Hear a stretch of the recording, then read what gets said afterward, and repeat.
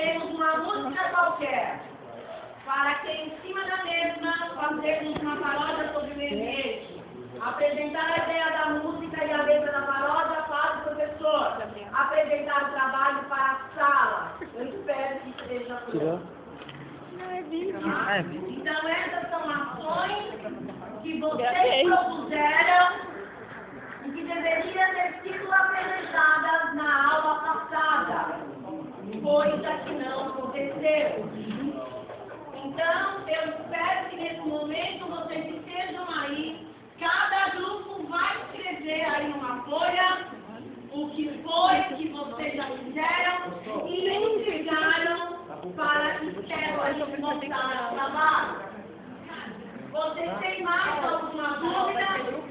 Tem, mas você tem alguma dúvida? Nunca tive. Eu acho que sim. Uau! Porque desde o momento O homem sem dúvida. o senhor não para de rir. Com certeza, o senhor já está cansado de ouvir a minha fala toda quinta-feira. Tá muito brava. Ouviu, Felipe?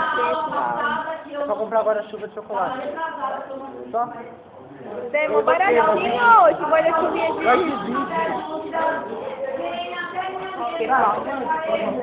a aula de PPC é roxo também, né, pessoal? É roxo.